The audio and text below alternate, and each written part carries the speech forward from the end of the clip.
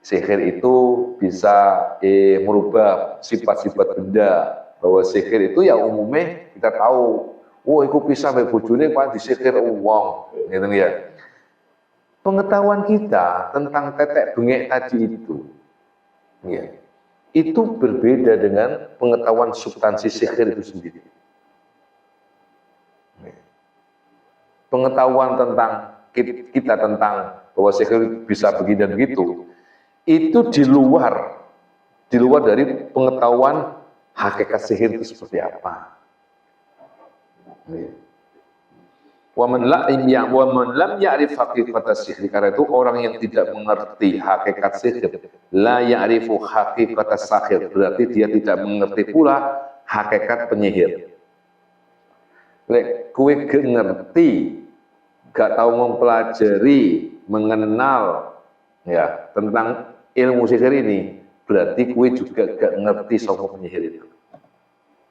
Lek kowe kemudian mengatakan itu tukang sihir, berarti kowe tetok jenenge. Nah, itu tidak ada yang bisa mengenali hakikat penyihir kecuali dia yang belajar sihir juga. Li'anna sahir, karena penyihir itu man lahu khasiyatus sihri, adalah orang yang memiliki kekhususan dalam bidang pensihiran. Wa hasilu ismi sahiri, ya, makna nama penyihir itu sendiri, annahu ismun, adalah sebuah nama, mustaqun, yang lahir, min sifatin, dari sifat tersebut.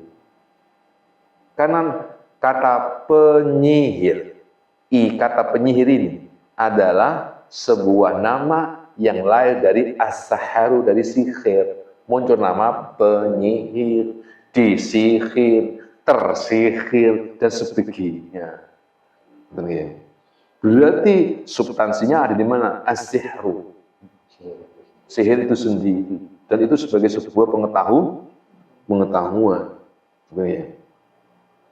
Karena itu tilka sifatu ingkat masyhuran, sifat tersebut meskipun tidak diketahui, fahuwa masyhur. Jika sifat itu tidak diketahui, maka pun kita tidak mengetahui penyihir itu. Kalau panjenengan buram tentang ilmu sihir, maka buram pula tentang penyihir. Wa in kan maklumah, jika pengetahuan itu ditangkap oleh seseorang tentang sihir misalnya, maka fahuwa ma'lumun, dia pun juga bisa menangkap siapa penyihir itu. Ya. Fahuwa wal ma'lumu minas sihri li ghairis sahiri.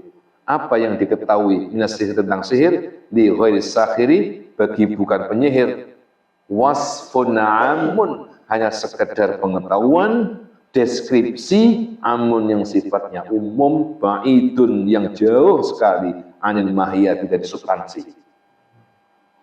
Wa huwa annahu min jinsil ulum, yaitu bahwa ia termasuk jenis ilmu, wa anna ismal ilmi, dan bahwa nama ilmu tersebut yang taliqu alaihi, disematkan padanya.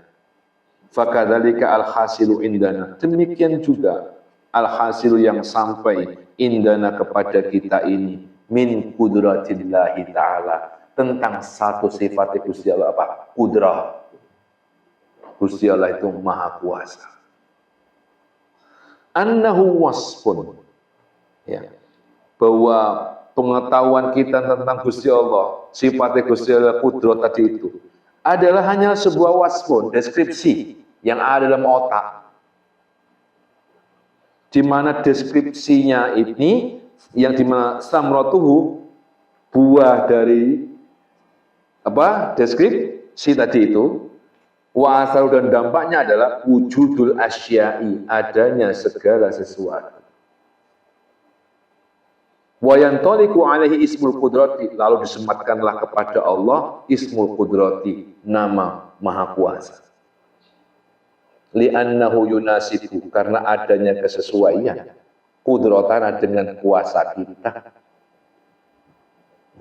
Munasibatal ladzatil wiqa'i, sebagaimana kesesuaian antara kelezatan wiqa, jima, ladzatas sukari, dengan kelezatan manisnya gula. Ya. Sama-sama bisa, anak kecil itu sama-sama dia bisa merasakan Zat.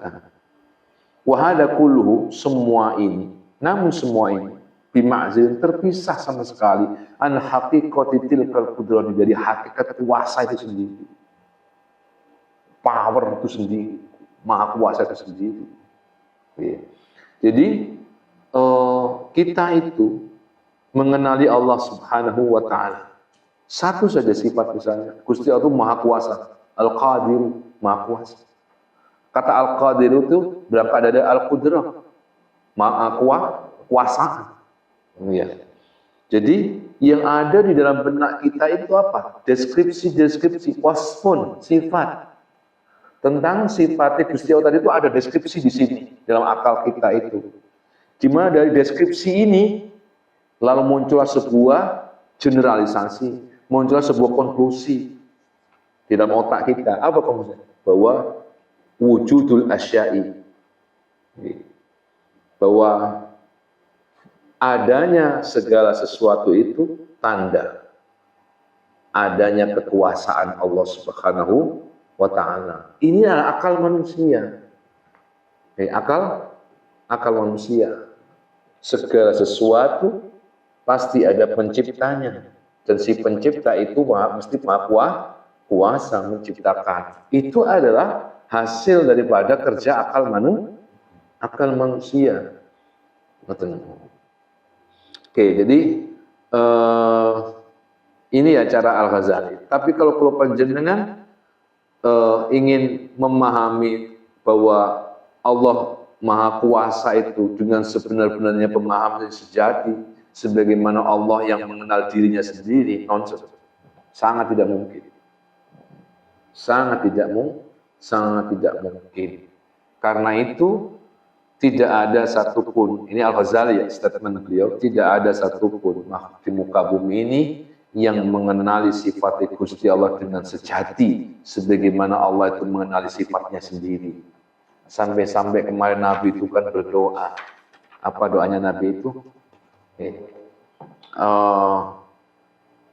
Saya tidak bisa apa itu? La uhsi thana'an 'alaik anta kama asnaita 'ala nafsika. Aku tidak mampu menghitung pujian untukmu. Engkaulah yang bisa memuji. Entah kama asnaita.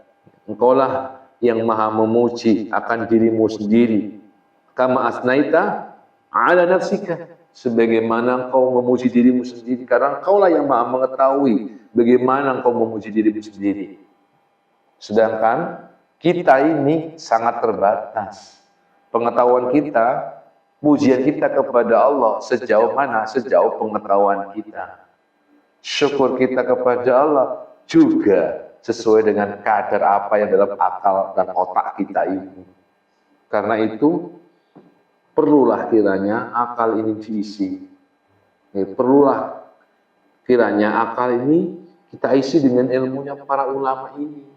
Kalau enggak begitu jadi akal kayak apa nanti?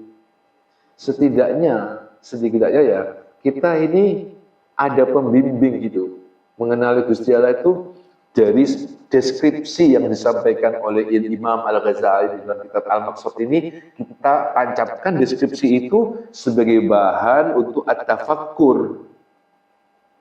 Itu namanya akal terbimbing. Seberapapun level kita tidak salah. Yang terpenting apa? Yang terpenting akal ini terbimbing gitu, tidak secara liar. Kenapa? Karena kita tidak mengetahui sama sekali tentang sifat itu secara hakiki. Itu pun kita belajar dari para ulama. Kenapa? Karena ketidakmampuan kita dalam mendeteksi sendiri. Disitulah kemudian kita butuh ulama untuk mengajari kita bagaimana cara mengenali Allah Subhanahu wa Ta'ala lewat nama dan lewat sifat. Ya satu-satulah nanti kita kaji ini ya. Nah, ini kurang satu pertemuan lagi insya Allah. Setelah itu kita langsung membahas Asmaul Husnanya. Kurang satu pertemuan lagi. Na'am kullama izdada al-'abdu ihatatan bitafasil maqdurati wallahu a'lam bissawab. Al-Fatihah.